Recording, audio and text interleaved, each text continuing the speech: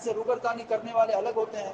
کچھ لوگ ہوتے ہیں جو سیدھے سادے طریقے سے کہتے ہیں کہ ہمارے سامنے تبلیغ مت کرو, ہمیں مت بتاؤ, ہم جہاں ہیں وہاں صحیح ہے.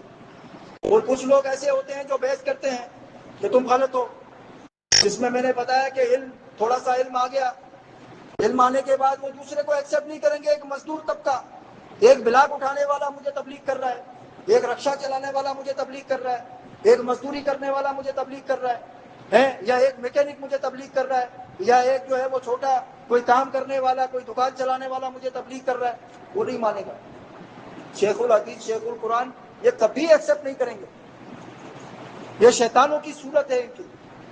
انہوں نے جو دین سیکھا ہے وہ لوگوں سے چھپا کے رکھا ہے, اور اس میں اجرت کما رہے ہیں. اپنی کتابیں چھاپ کے ان کو پیسے کما رہے ہیں, 2,500-3,000 ہزار روپے پیسے کماتے ہیں ایک ایک کتاب پر.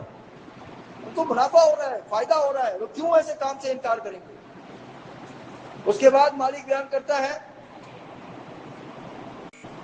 کہ کچھ شک نہیں جو وعدہ تم سے کیا جاتا ہے وہ وقوع آنے میں وہ وقوع آنے والا ہے, وہ وقت آنے والا ہے, اور تم اللہ کو مغلوب نہیں کر سکتے, اللہ کو عاجز نہیں کر سکتے. تم جس وعدے کا وقت ہے اور قیامت کا وقت ہے, وہ قیامت آنے والی ہے, تم اللہ کو عاجز نہیں کر سکتے ہو.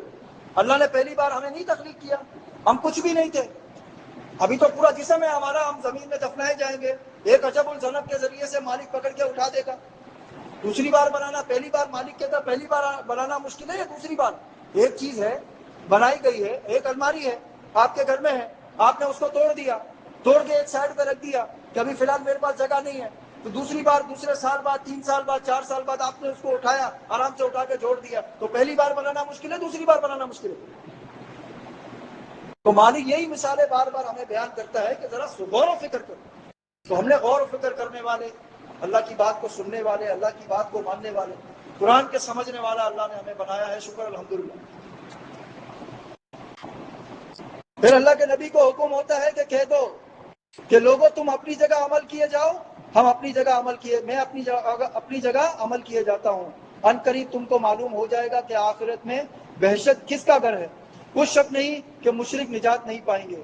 جو مشرک ہے, شرک کرنے والا ہے, وہ کبھی نجات نہیں پائے گا.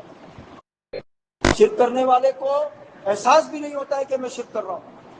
میں اللہ کی ذات کے ساتھ, اس کی صفات کے ساتھ, اس کے حقوق کے ساتھ, اس کے اختیارات کے ساتھ میں شرک کر رہا ہوں, اس کو سانجی اور پارٹنر بنا رہا ہوں, چاہے وہ یہودی ہو, چاہے وہ عیسائی ہو, چاہے آج کا نام نہاد مسلمان ہو. چھوٹی چھوٹی باتیں بھی ہیں. کسی کو بھی بڑی داڑھی والے کو آواز دے دیا, مولانا صاحب بات سننا, شرک ہے. قرآن میں ہم کہتے ہیں انت مولانا فانصرنا